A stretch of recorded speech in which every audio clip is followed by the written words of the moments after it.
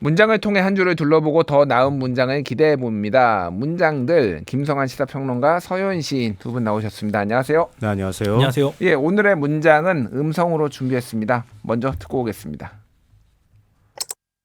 선거 연령을 16세로 낮추는 방안을 선도적으로 추진하겠습니다. 대한민국 청소년들은 세계에서 가장 높은 수준의 교육을 받고 사회적 판단에 있어 성인들의 결코 뒤떨어지지 않습니다. 예, 지금 들으신 목소리는 장동혁 국민의힘 대표의 지난 4일 교섭단체 대표 연설인데요. 보수 야당 대표가 16세 투표권을 그것도 당장 6월 지방선거부터 적용하자고 제안을 했어요. 살면서 이런 걸 보는 날도 오는구나. 저는 이 생각을 했는데 과거에는 교실의 정치화를 이유로 반대를 해왔던 게 보수 정당의 역사입니다. 오늘 이 문장을 통해서 참정권의 범위와 시민의 자격에 대해 짚어보겠습니다. 자, 평론가님. 예상 못하셨죠? 이거 16세이나 이거 장도혁 대표가 이런 얘기할 줄은. 그렇죠. 이런 얘기할 거라고는 생각 못했고요. 예. 뭐 국민의힘 개혁 방안이나 미래 발전 뭐 어떻게 하겠다라든가 아니면 이재명 정부 비판하는 얘기가 주류를 이루지 않을까 생각했는데 예. 오히려 이게 더 화제가 됐어요. 그러니까 이게 왜 놀랍냐면 방금 얘기했듯이 항상 반대해 왔어요. 국민의힘. 그래서 오늘 이제 그 당 소속은 아니지만은 임태희 경기도 교육감이 이거 반대하고 나섰어요. 그러니까 성명 발표했어요. 교육적인 관점에서 보면 그렇게 될 수밖에 없는 거죠. 보수 교육감이죠. 그러니까 소위 네. 말해서 사실 예전에 이제 그 한나라당의 몸을 담았던 분이니까 같은 정당 뿌리라고 볼 수도 있는데 그 교육감님은 반대했어요. 이거를. 그러니까 그런 정도로 사실은 보수 정당의 그동안의 어떤 경향성하고는 굉장히 다른 거기 때문에 이게 왜 그런지 좀 궁금합니다. 일단 우리나라가 원래 만 19세 이상이 선거 연령이었잖아요. 예. 그 18세 이상으로 내렸죠. 한 살. 그게 이제 2019년이거든요. 예. 그리고 2020년 총선에 처음으로 적용을 했어요. 근데 그때 내린다고 할 때 국민의힘 쪽에 보수 정당에서는 굉장히 반대했거든요. 난리 났어요 그때. 교실의 정치화를 부르는 건 지금 뭐 네. 이러면서 예. 근데 지금 6년, 7년밖에 안 됐잖아요. 예. 7년 만에 대한민국 청소년이 세계에서 가장 높은 수준의 교육을 받고 또 사회적 판단에 있어서 성인들의 결코 뒤떨어지지 않아진 건가요? 그건 아니잖아요. 그럼 다른 이유가 있다고 봐야 되는 거겠죠. 대한민국 고등학생 무시하십니까 지금? 세계에서 가장 지적 수준이 높을 수도 있죠. 그때 반대할 때 예. 그런 논리들이 있었을 텐데 그 이후에 극적인 뭔가 변화가 있었느냐 이렇게 본다면 그렇지 않다 이렇게 봐야 될 것 같고요. 근데 그리고 또 19세에서 18세로 내릴 때는 나름의 여러 논리가 있었어요. 예. 가장 큰 논리는 뭐냐면 OECD 국가 가운데 선거 연령을 19세로 둔 나라가 우리나라가 유일했어요. 아 그렇군요. 네, 그때 거의 대부분의 나라는 18세 이상으로 규정하고 있었고요. 오스트리아만 16세 이상으로 돼 있었어요. 오스트리아 그러니까 16세로 한 나라가 근데 뭐 뒤에 얘기하기 좀 별로 없더라고요. 예, 별로 없어요. 예. 그러니까 우리가 알고 있는 뭐 흔히 선진국이라고 얘기할 수 있는 OECD 국가 가운데서는 거의 오스트리아 빼고는 없다고 봐야 돼요. 나머지는 이제 라틴 아메리카 국가들이 보통 이제 16세 이상으로 규정한 나라들이 있는데요. 쿠바라든지 뭐 이런 나라들. 예. 그럼 얘기 나온 김에 말씀드리면요. 아르헨티나하고 브라질이 16세 이상으로 규정하고 있는데 이건 선택적인 투표예요. 예. 투표할 친구만 와서 투표해라 이런 거고요. 쿠바, 에콰도르, 크로아티아, 니카라과 이런 데가 16세 이상 투표를 허용하고 있고요. 독일하고 벨기에는 유럽의 선거에서만 16세 이상 투표가 가능하도록 이렇게 열어두고 있어서 일반 우리가 알고 있는 뭐 총선이나 이런 데 투표하는 걸 기준으로 말하면 거의 선진국의 거의 다 모든 국가들은 18세 이상으로 규정하고 있다 이렇게 봐도 무방할 것 같아요. 그리고 영국에서 16세로 내린다고 하는 추진한다는 소식이 크게 화제가 됐었거든요. 작년에. 근데 아직까지 결론은 안 나온 것 같아요. 알겠습니다. 시인님은 어떻게 보셨습니까? 이게 아까 극적인 변화는 사실 유권자층에서 생기긴 한 것 같아요. 예전에는 전통적으로 20대 젊은 청년 세대는 진보 측을 지지해 왔었죠. 그런데 지금 20대 이하의 지지율을 통상적으로만 살펴봐도 대통령 지지율이나 정당 지지율이나 보수 쪽에 손을 더 들어주는 것 같고 그러니 장동혁 대표나 보수 야당의 입장에서는 내려도 확 내리는 게 16세까지 내리면 분명히 표의 이득이 될 것 같다라는 계산을 한 발언으로 보이는데 예. 사실 이게 그 국회 원내대표 연설이었잖아요. 거기에서 이렇게 표 계산을 하고 계산적인 그야말로 정치적인 발언이 다른 발언을 다 묻히도록 깜짝 발언을 하는 게 효과적인가 하는 의문은 듭니다. 표 계산을 했다고 하시면 안 되고요. 세계에서 가장 높은 수준의 교육을 받았고 사회적 판단에 있어서 성인들의 뒤떨어지 않으니까 지금 장동혁 대표가 하신 거다. 아니, 제가 고등학교 때 항상 그 불만이었어요. 그 고등학교 때 어린 마음에 네. 저 할아버지 할머니들보다 내가 더 똑똑한 것 같은데 왜 나한테 투표권을 안 줘? 오, 심지어 저는 굉장히 대학교 1학년 때 조숙했네요. 투표를 못했어요. 예. 대학교 1학년 때 총선인가가 있었는데 예. 나 대학생인데 투표권이 없다는 거예요. 생일이 안 만 지났군요. 19세 예, 생일이 안 지나서. 예, 예. 그때는. 그래서 네. 그때 제가 그 낙선 운동 열심히 했습니다. 아. 모 후보를 골라서 아, 투표 그렇군요. 못하니까 이거라도 하자. 예.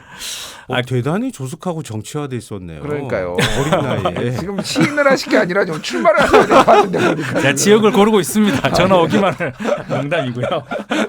아니 그런데 뜬금없잖아요. 그러니까 뭐 진보당이나 뭐 이런 뭐 소수 진보 야당이 예. 발의하고 주장했으면 그들의 전통적인 가치관과 맥락이 닿아 있으니까 이해갈 부분이 있는데 원래 보수 정당의 가치와 지향과는 맞지 않아요. 사회적 변화를 진취적으로 먼저 하는 게 아니라 원래 가지고 있는 가치를 공고히 하면서 안정감을 갖는 거잖아요. 예. 근데 18세에서 17세도 아니고 16세까지 16세면 고1입니다. 그 교실의 정치화 얘기할 것도 없이 너무 큰 변화가 혼란스럽게 일어날 게 너무나 뻔한 일이에요. 그럼 도대체 왜 이러지? 라고 생각하면 정말 우리나라 고등학생이 똑똑하기 때문에 그 이유 하나만으로 투표권을 준다고?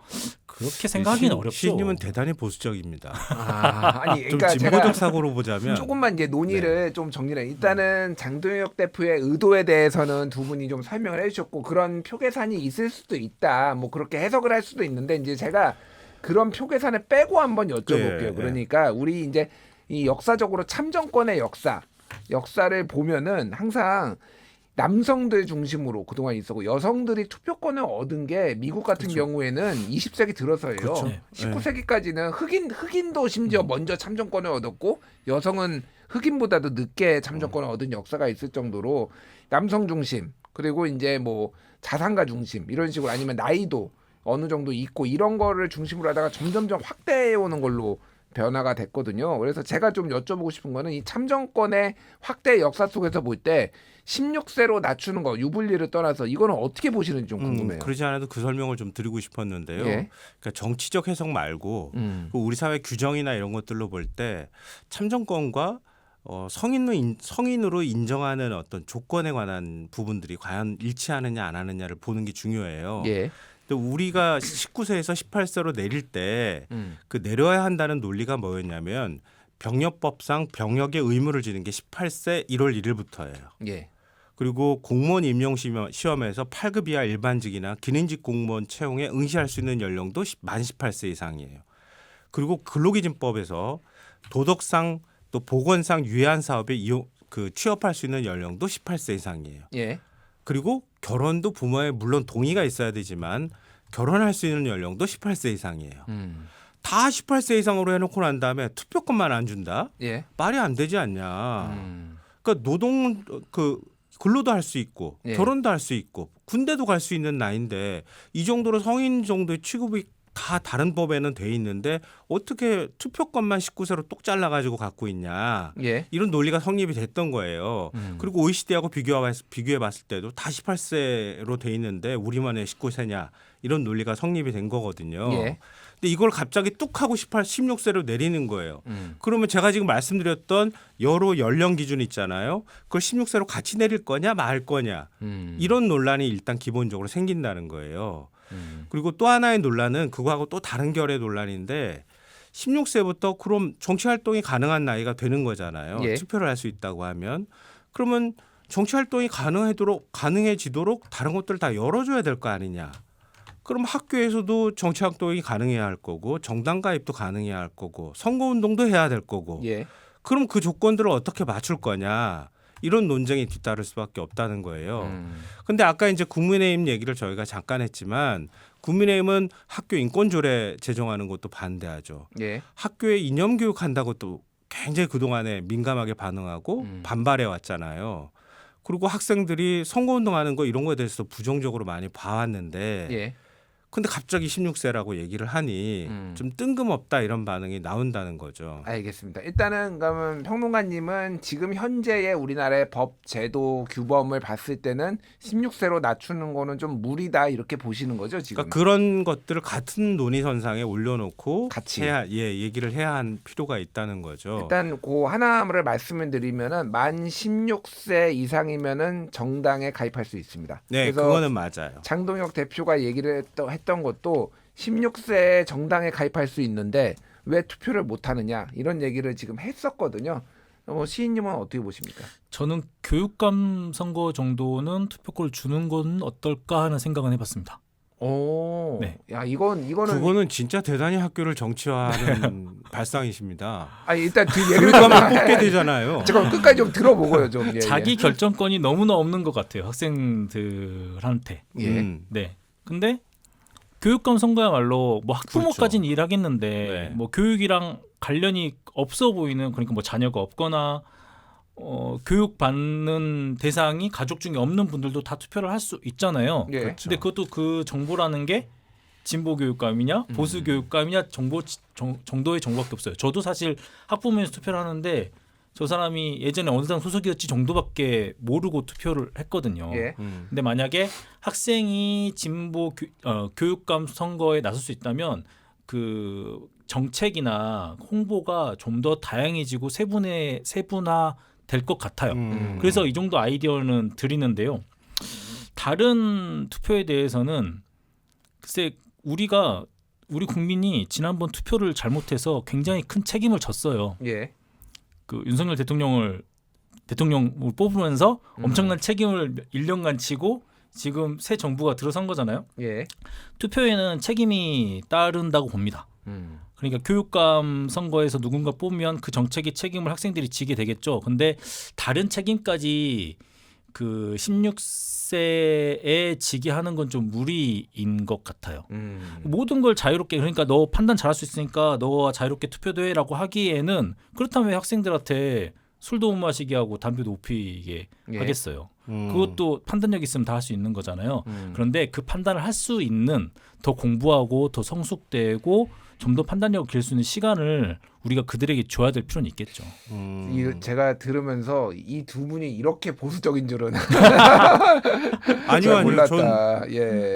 왜냐하면 진보당에서도 예. 우리나라 진보당에서도 16세로 내려야 한다 이런 주장을 하기도 해요. 예, 이 진보 단체에서도 예. 그 일부 이제 청소년 단체에서도 이 주장을 해왔어요. 맞아요. 예. 그러니까 이게 뭐 갑자기 튀어나온 말은 아닌데요. 근데 그러기 위해서는 우리 청소년들이 정치 활동이나 정치 인식을 기를 수 있도록 할 수 있거나 예. 정치 활동을 자유롭게 할 수 있도록 풀어줘야 되잖아요. 그게 전제가 되어야 하는 거거든요. 투표를 하려면 투표 행위에 대한 판단이 이루어질 수 있도록 해줘야 되잖아요. 예. 그럼 학교에서 정치 교육을 할 수도 있어야 해요.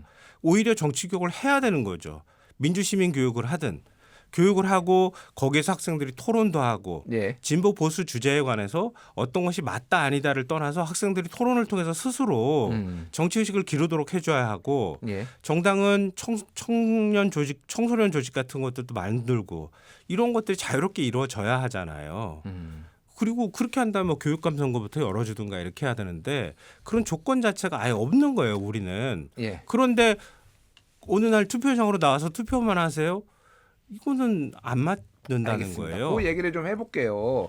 그러니까 이제 교실의 정치화 얘기가 많이 나오는데 이게 정치화라는 거에 대한 좀 용어의 부정적인 이미지가 좀 담겨 있어요. 정치권에서 스스로 정치화를 부정적으로 얘기하는 거를 이 형용 보수는 어떻게 봐야 되나 그렇죠. 좀 그 생각이 드는데 독일 같은 경우에는 보이텔스바흐 합의라는 게 있다라고 합니다. 그러니까 논쟁적인 것은 논쟁적으로 가르친다라는 원칙인데 예를 들면은 이 합의에는 1976년에 이제 합의인데 강압식이나 주입은 금지한다. 그리고 논쟁적인 거는 논쟁적으로 논쟁을 붙이게 서로 하게 한다. 그리고 학습자 중심, 학생들이 중심으로 스스로 이제 주도하게 한다. 뭐 이런 원칙들이 있다라고 해요. 한국에서 뭐 이런 것들이 가능할까요? 교육 현장에서? 지금 대학교에서도 예. 뭐 예컨대 젠더 이슈를 다루거나 아니면 뭐 정치적으로 민감한 사안에 대해서 교수나 강사가 얘기를 하면 강의 평가에서 대본에 씁니다. 예. 현장에서 항의받는 경우도 많아요. 정치적이라고. 아, 그래요? 네. 대학 현장에 있는 그 동료들한테 제가 많이 듣는 얘기예요. 그래서 아예 얘기를 하지 않는다는 거예요. 메타나 이런 데 올려가지고 강사직 그렇죠. 그만두는 사람도 많아요. 아, 그래요? 네, 네. 조리돌림하고 뭐 좌표 찍는다고 하죠. 그런 경우가 비일비재합니다. 대학교에서도. 근데 만약에 지금 고등학교에서는 이미 그 교육 공무원들이 정치적 의사표현을 아예 못하게 돼 있고 그런 교육이 되지 않는 거죠. 그리고 만에 하나 그런 말이 부지불식간에 나와서 학생들에게 거슬렸다. 학생들이 뭔가 꽂혔다 하면은 바로 신고 들어가요. 민원 들어가고 그리고 학생들의 어떤 잘못이나 뭐 행동에 대해서 교화하기 위해서 얘기를 하다가 어떤 정치적 이슈 같은 얘기가 나오면 그 또한 또 반대로 민원이 들어가서 뭐 아동 폭력이 된다는 거예요. 예. 네. 그러니까 지금 제도적으로 학내에서 정치 이야기를 하기에는 좀 시기상조인 것 같아요. 좀 제도를 정비할 필요가 있다. 예. 독일의 예를 바로 우리나라에 이식하기에는 너무 격차가 큰 것 같아요. 그렇군요. 예전에 제가 독일 교육 어떤 골간이라고 그래야 되나요? 기초를 철학자들이 만들었다는 말씀을 드렸던 것 같거든요. 예. 경쟁은 악이다. 이게 교육 원칙의 가장 기본이고요. 예. 또 하나의 원칙은 정답은 없고 토론을 통해서 스스로 답을 찾아나가게 만드는 방식인 거예요. 그게 이제 지금 아까 설명했던 원칙이라고 하는 거거든요. 예. 또 우리가 그렇게 되면 참 좋겠어요. 저도 그런 바람이에요. 지금 이 치열한 입시 경쟁을 통해서 학생들이 교육을 받는 이런 틀 안에서 좀 벗어났으면 좋겠거든요. 예. 그러니까 우리 현실은 그렇지 못한데 정치 교육만 그렇게 해도 그렇게 하면 되지 않을까라고 한다거나 아니면 정치 교육이나 이런 것들은 부적절하니 그런 거 하지 말고 그래도 학생들은 스스로 시민으로서의 판단하는 능력이 있으니까 16세부터 투표권을 줘도 되지 뭐라고 해버리든가 예. 어느 것 하나 지금 잘 안 맞는 얘기들을 제가 지금 하고 있잖아요. 그러니까 그런 문제들을 어떻게 해결해 나갈 것인지 좀 교육에 대한 인식 자체를 바꾸고 교육 뭐 커리큘럼이나 수업 자체를 완전히 뒤집어서 엎어버릴 수는 없더라도 최소한 학교에서 자율성을 갖고 사회적 논쟁이나 이슈가 될 만한 주제에 대해서 토론하는 알겠습니다. 수업 정도만이라도 열어줘야 한다는 거예요. 자, 예, 알겠어요. 근데 이제 이게 도돌이표 같은 거라서 오히려 선제적으로 16세로 인하를 하고 그러면은 자연스럽게 그런 것들이 필요하다라는 논의들 그리고 그런 필요성을 느끼는 사람들이 늘어나면은 그때부터 이거를 계기로 이런 토론, 정치 토론이 학교에서 이루어질 수 있게 하고 이렇게 될 수도 있는 거 아닌가요? 그러니까 이거를 꼭 먼저 이제 정치 토론부터 다 열어주고 안 돼 왔잖아요 그동안. 그러니까 이거를 오히려 계기로 삼아서 한번 그런 시도를 해보는 건 어떠냐 이 제안은 어떻습니까? 그러니까 그것도 사회적 합의의 문제일 것 같아요. 그러니까 앞서 제가 말씀드렸던 것처럼 16세라고 하는 나이를 우리가 어떻게 볼 것인지. 예. 옛날에는 그 춘향이 뭐 이런 거 다 14세였어요. 옛날에는 14세 이상이면 다 성인이었습니다. 그때는 이게 투표권이 없었으니까. 아니, 제가 말하는 거는 이 성인을 기준은 그렇죠. 사회적 합의에 네. 의한 거거든요, 사실은. 그러니까 신체 발달에 관한 문제나 이런 것들을 고려할 때 정신적인 성숙에 관한 문제. 그러니까 16세 정도면 충분히 자기 스스로가 판단할 나이가 됐어라는 사회적 합의가 만들어지면 뭐 16세부터 투표할 수 있도록 열어주는 것도 방법이겠죠. 예. 근데 그렇게 할 정도가 되기 위한 조건을 뭐 먼저 맞춰주지는 못한다 하더라도 근데 다만 이제 약간 깨름직한 건 이런 부분인 거예요. 그러니까 우리나라 아이들의 발달이 지나치게 빠른 것도 아니고 또 늦은 것도 아닐 거 아니에요. 예. 근데 선진국 같은 경우에 뭐 OECD 국가들이 대부분 18세로 규정하고 있는 이유도 나름대로 있을 거란 말이에요.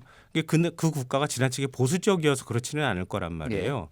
그러면 16세 정도면 사춘기를 갓 지난 정도의 나이가 되니 이 정도면은 성인 대접을 해줘야 된다. 뭐 이런 판단을 우리 사회가 좀 해줘야 되는 거 아닌가 싶어요. 오스트리아가 2007년에 세계 최초로 만 16세 투표권을 도입을 했는데 그 이유가 뭐였냐면은 고령화였습니다. 고령화.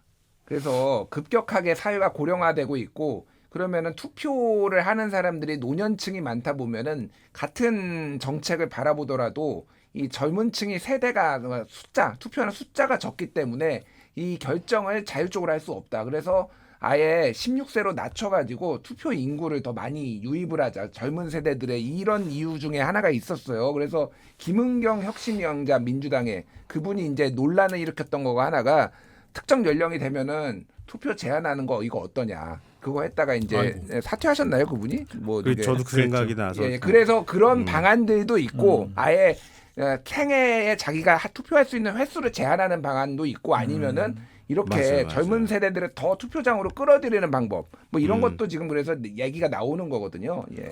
매우 중요한 논쟁 지점을 던지셨어요. 예. 맞아요. 그러니까 과소 대표되거나 과잉 대표되는 현상이 나타나거든요. 예. 그러니까 75세 이상 투표권이 없는 나라도 있어요. 음. 왜냐하면 노년 세대는 이 사회에 대한 결정권을 갖는데 이미 연금을 받고 그 노동 현장에서도 물러나고 여생을 보내는 분들인데 사회에 대한 결정권을 그분들이 행사하는 건 문제가 있지 않느냐라는 인식을 갖고 하는 거거든요. 그러면 노년 세대가 굉장히 많아질 경우에는 젊은 세대가 미래에 살 나라 국가에 관한 문제를 선택을 해야 되는데 그 선택을 못하는 현상이 나타난다고요. 그러니까 오스트리아 얘기도 저는 설득력이 없지 않다고 봐요. 네. 우리 사회도 그런 문제에 대한 논쟁을 얘기해야 하는데 그런 얘기만 꺼내면은 그때부터 큰일 나잖아요. 알겠습니다. 근데 아이러니하게도 오스트리아가 유럽에서 가장 먼저 극우 정당이 집권한 나라죠. 예. 그래서 전 세계적으로 공통적으로 젊은 세대의 극우화가 문제가 되고 있고 현상화가 되고 있는 거잖아요. 그래서 이번 제안과도 맞닿아 있는 것 같고 그래서 자꾸 뭐 헌법 교육 토론 이런 것도 중요한데 SNS 세대고 지금 우리 세대보다 훨씬 더 SNS에 친숙한 세대고 거기에서 정보를 많이 얻는 세대인데 예. 지금 SNS에서 가짜 뉴스를 거르거나 극단하고 편향된 정보를 균형 맞춰줄 제도가 별로 없는 상태에서 그 점이 굉장히 좀 위험하죠. 한쪽으로 크게 쏠릴 위험이 있다. 지금 어느 정도 그런 모습이 보이지 않나 생각은 듭니다. 근데 얘기를 하다 보니까 안 되는 이유만 자꾸 찾는 것 같아서 저는 지금 되는 이유를 계속 네. 제가 던졌잖아요. 그래서 우리가 예. 너무 보수화돼 가고 있나는 생각을 네. 좀 스스로 하게 됩니다. 예, 스스로 꼰대라고 말씀해 주신 김성환 평론가의 말의 마지막으로 정리를 하도록 하겠습니다. 근데 논의가 재밌고요. 앞으로도 논의가 좀 많이 됐으면 좋겠다 이 생각이 듭니다. 예, 지금까지 김성환 시사평론가 서효인 시인 두 분과 이야기 나눠봤습니다. 감사합니다. 네, 고맙습니다. 감사합니다.